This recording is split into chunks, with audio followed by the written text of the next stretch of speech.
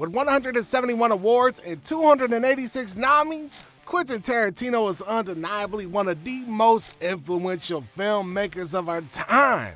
But why does this genius consistently find himself at the center of controversies, as if drawn by an unseen force, like a moth to flame? Now maybe it's his bold use of graphic violence, definitely not meant for the faint of heart or the family. Now critics always find themselves wondering about his style. How does his distinctive style dazzle audiences while sparking intense debates? What fuels our obsession with his films?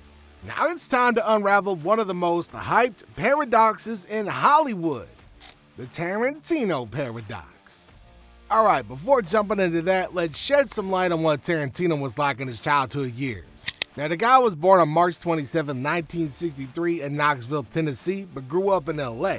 He was born into a family that loves cinema, especially his mom's. Now, he yearned to join the industry. As young as 14, he selected his career through employment with a video rental store. Day by day, he was developing a well-renowned director inside of himself. Tarantino came to the limelight in 1992 with Reservoir Dogs, an unapologetically violent movie about a heist that revolutionized independent movies. Now this thing stirred the globe, and minds was turned by it, and it was applauded for the new way of narrating the story with powerful dialogue. And just a couple of years later came another phenomenon, Pulp Fiction. Now that redefined the very meaning of the word. Man, that movie had a bunch of different storylines in it that made it a puzzle for the audience, who really loved trying to solve it. But what are those elements that make Tarantino's films so interesting and at the same time so bitter for some people? So by the time Pulp Fiction comes out, I'm actually a known, at least among the critics, I'm a known entity. Right, and when Pulp Fiction came out, dude, that put you on the map. But to understand it a little bit better, let's break it down bit by bit. On one hand, people love the unique Tarantino effect, the celebration of his signature style, both violence, witty dialogue, and pop culture references galore. It sparked your senses like an adrenaline rush. But at the same time, it looked all controversial, glorifying violence, troubling depictions of women, and a fascination with racial tension. Kind of a summed up version of what Tarantino's film looked like. So, who was Tarantino? The visionary creator or the agitator who flirts with a line between art and exploration? Let's talk about why people are head over heels for Tarantino films. For starters, he keeps things mixed up, keeping us guessing the whole time, and that's what makes his stories more exciting and mysterious. Just take Pulp Fiction, right? There wasn't no chronological order for the events, which challenged us to think differently about the whole plot. And this is what keeps the viewers engaged and makes us keep watching his films until the puzzle's finally solved. Now that's some remarkable storytelling, and that unique approach makes him influential in Hollywood. Now just take that scene where Jules and Vincent was having that pointless conversation about fast food in Europe. Look man, to be honest, it's a classic Tarantino move. Ordinary conversation with levels of hidden meaning. Now that dialogue ain't just filler. Instead, they keep the characters relatable to the public in the strangest of ways. See, they can watch themselves on the screen and understand why they even have a beer with a hitman without knowing it. It's not just about a plot twist, but about giving life to his characters. But then there's all the extreme violence. I mean, come on, I don't think people are gonna have such violent experiences in their lives, right? And just remember that infamous and gruesome ear-slicing scene from Reservoir Dogs. And y'all think about that? I think y'all understand what I'm talking about here. Now, it's the kind of scene that makes you cringe, look away, and yet you talk about it afterward. Tarantino's use of violence is both a trademark and a point of contention. Now, some argue that it's excessive, but here's the question. Is violence really necessary, or is it just there for the sake of violence? Now, whether it enhances the story or not, it definitely gives viewers that whole ew kind of factor. And besides that, the dude loves dropping Easter eggs along the way. For the keen-eyed viewers, it's a little fun activity to find those things. Kind of fascinating. But some of these are done so beautifully that it doesn't interfere with the story, or it helps to enhance the experience of the viewers. That's what helps keep his movies a perfect blend of drama and fun. And look, when you get your viewers hooked, y'all can make some big bucks on the chart. Now that's how Tarantino rolls. This man is transformed from a filmmaker to a Hollywood powerhouse in a very short period of time. You know, his first movie, Reservoir Dogs, which was created with a small amount of money, $1.2 million, right? After that, the dude was given an $8 million budget for Pulp Fiction, which of course was a blockbuster.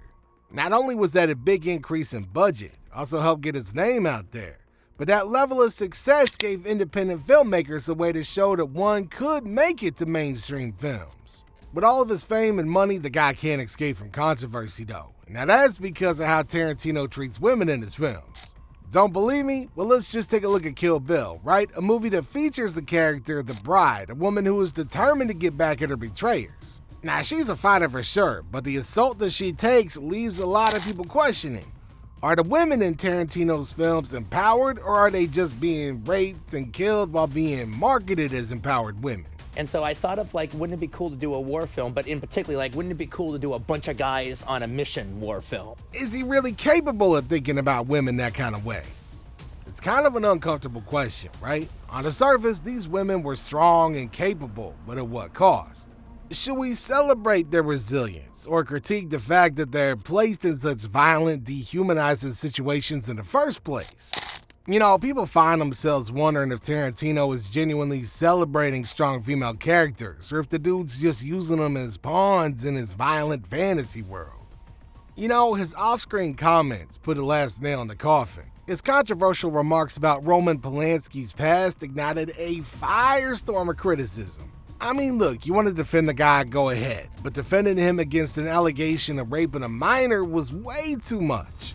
Now, even though he apologizes years later, is it still possible to appreciate his cinematic genius while questioning his ethics and the messages that his films be sending? Does his off-screen behavior tarnish the legacy of some of his work? Speaking of troubling aspects, let's not forget about the race in Tarantino's films. From Django Unleashed to Jackie Brown, his frequent use of racial slurs and depictions of race relations have also got some people raising criticism. Is Tarantino addressing brutal truths about America's past, or is he exploiting racial tension for some shock value? Does his use of racially charged language contribute to a greater narrative, or is it just there for the sake of provocation? Now, some people argue that his films, mainly Django Unchained, offer a brutal but necessary depiction of slavery and racial violence.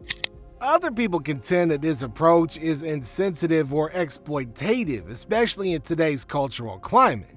Should we applaud his willingness to go there, or should we demand more thoughtful, responsible storytelling? Now, what's y'all thoughts on that one? I mean, look, it's one hell of a paradox, right? On one hand, we got undeniable talent whose work has influenced the industry for the better. On the other, we got some pretty big ethical issues related to violence, representation, and responsibility. Kind of one of those questions of, is the artist and a work inseparable? Or should we blame him for the negative impact of his creations? Look, man, either way, it's not an easy thing to come to a decision about, as people gonna have different opinions toward it all. Now, some people might just want to enjoy the thrill of the experience that he offers in his film, while other people might not let him pass by ignoring those severe issues present in all of his work. And that kind of leaves us with one question. Is it time to reconsider the Tarantino heritage? Or is it alright to roll with his kind of opinion in Hollywood? Now, what's your take on the Tarantino Paradox? Drop your comments in the section down below and we'll catch you next time.